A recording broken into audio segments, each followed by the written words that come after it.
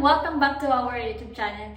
So, today's video, ipapakita namin sa inyo kung paano magluto ng chicken biryani si Lucky. And alam niyo ba, ang chicken biryani ay sobrang patok na pagkain dito sa India. At take note, hindi lang dito sa India, kilala na rin ang chicken biryani sa iba't ibang lugar, kagaya na lang ng Pilipinas. And alam ko, ang Pilipinas ngayon marami na rin nagbebenta ng chicken biryani online and sobrang patok talaga nito, guys. So, if you're interested to this video, please keep on watching.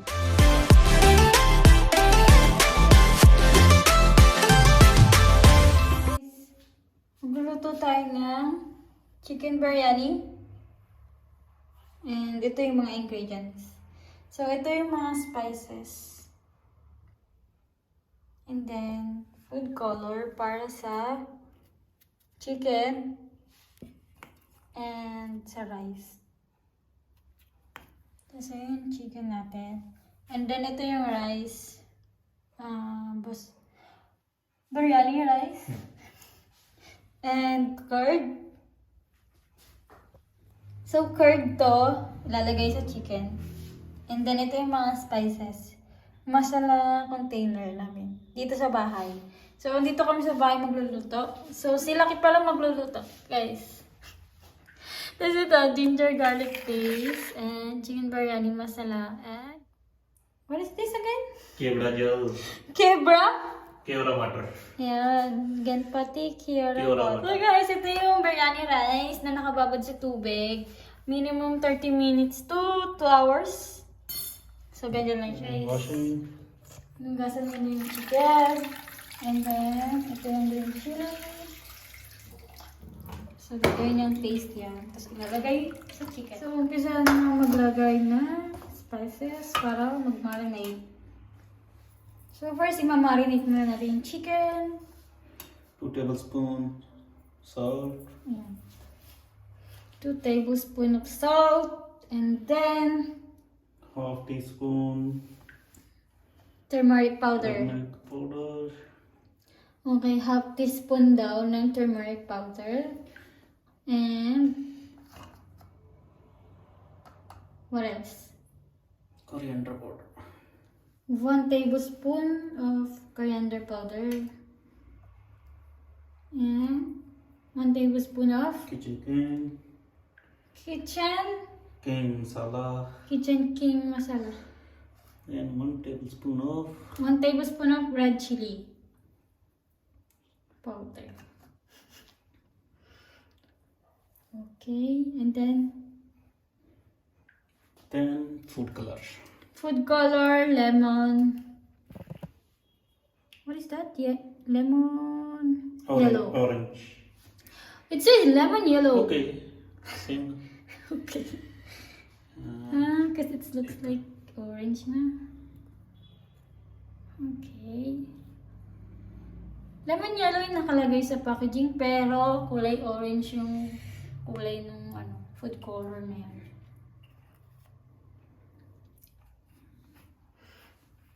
So, he put lemon yellow Now food green. color, only half spoon, Chili paste. tablespoon, and chili paste. How many pieces that? Only 2 big green chili. Not spicy.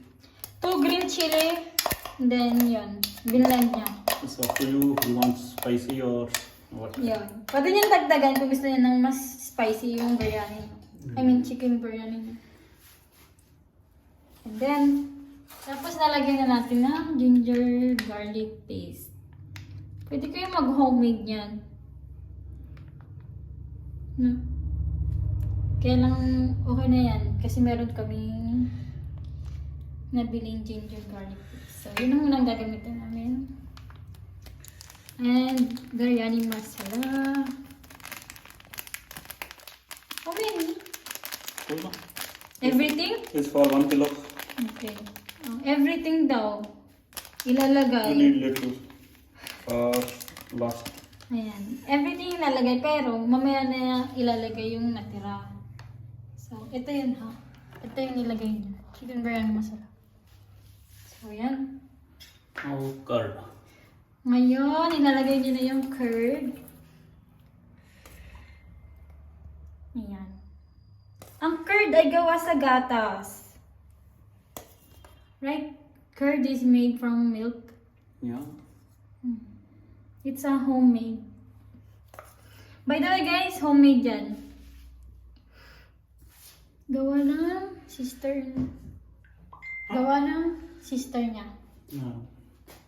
I said, it made from, your sister made that, no? Yeah.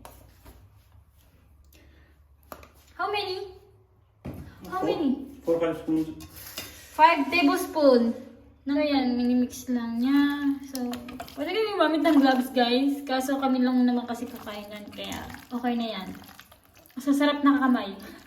So yan guys, i-mix nyo lang yung very, very well. Wow. And then, We will leave it for 30 minutes to marinate. okay, 30 minutes natin siyang mag-marinate guys. So, pag pakiramdam nyo, nahalo nyo na lahat-lahat. Kasi kailangan halong-halo yung mga nilagay nating mga spices. Para lasang-lasa lahat sa manok. Make the slice. Okay, dalawang onion po, kailangan hiwain. Tapos ganyan po yung hiwa.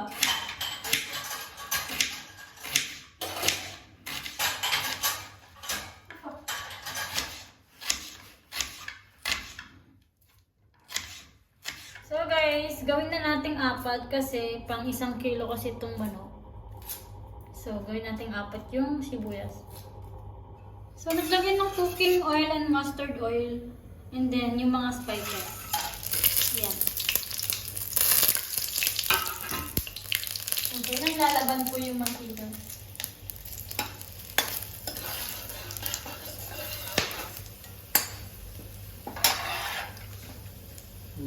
Onion.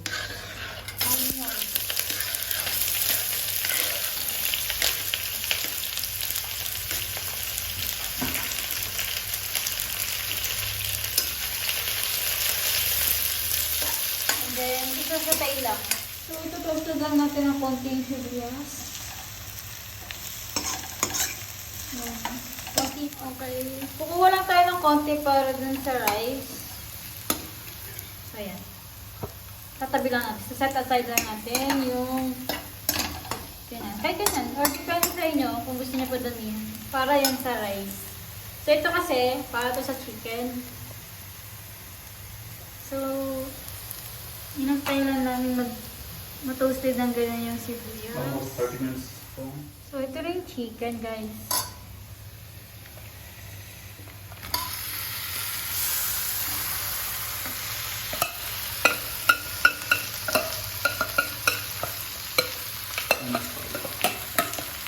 Himutin lang natin, sayang kasi. No need to put water. So, kahit sobrang sticky niya, guys, huwag nyo nalagyan ng tubig.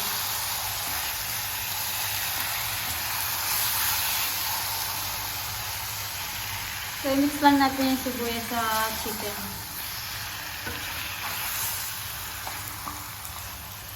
Okay, so papakulo na tayo ng tubig.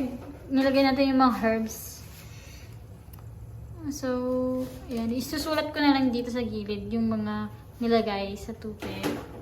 Tinantay natin antay natin kumulo yung tubig, guys. 3 tablespoon of salt.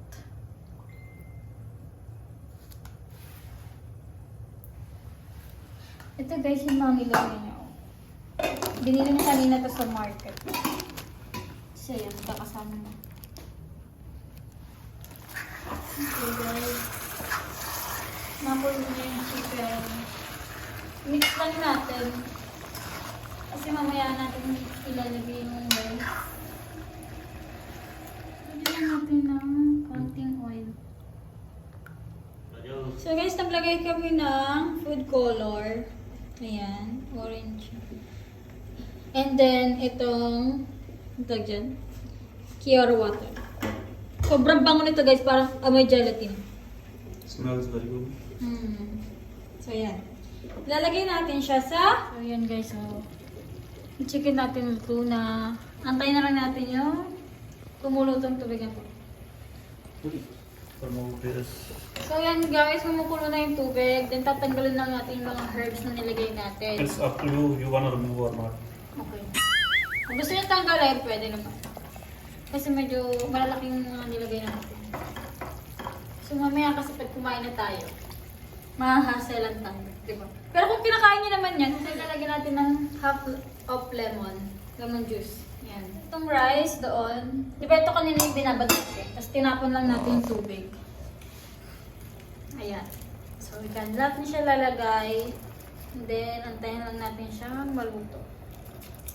So, guys, ito na yung update sa ating mga niluluto. Ayan, kumukulo na yung ating rice. Ayan.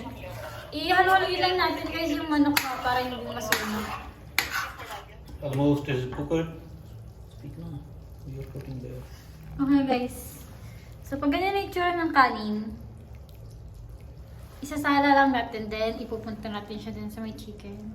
Ayan. Lalagay natin siya dun sa chicken. Ayan. So guys, yan. Sasalain natin yung rice din. Lalagyan natin dun sa chicken. Ayan. I-sure lang natin guys na matatakpan yung mismong mga manok. Ayun, parang ganyan. And then, nalagyan natin ng onion. Yung kaninang sinata sa Roasted onion. Ayan. So, ayan. Tapos maglalagay ulit ng kanin. Little slow. So, butter yan guys. Tapos lalagay niya dun sa rice. We need to separate, but it is not. Ayan. So guys, dapat kasi yung butter na nilalagay dun sa kumukulong tubig kanina. Pero dahil sa gusto niya yung sa style niya mismo, ayan, nakahiwala yung butter. So gusto niya ilagay dyan mismo sa rice. Kasi masarap yung butter na to eh. Ayan.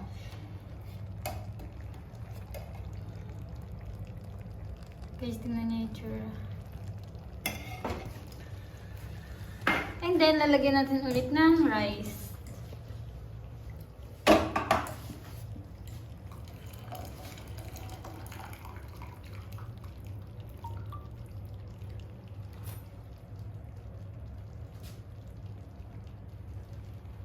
Yung. So, lalagyan natin lahat ng rice dyan, guys. And then, pagtapos nyan, ilalagay ulit yung toasted onion. Yung last. And we need to. So, yan yung ginawa natin kaninang food color naman. Ay, water. And then yan, yung toasted onion. Put there. So guys, nakalimutan yung chicken biryani masala. On that. So dapat pala, nilagay na dun sa gitna pa lang. Pero okay lang yan, bago na lang. Chicken biryani is okay. Already cooked na guys. So we will mix it na. Yeah. Chicken.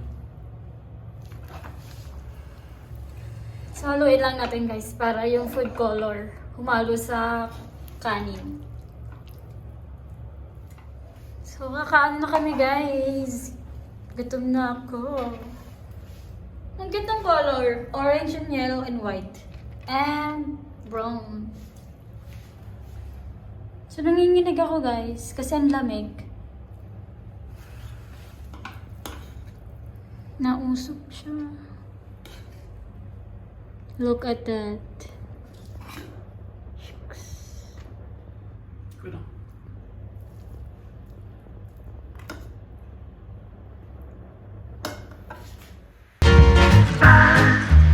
Ba ba da ba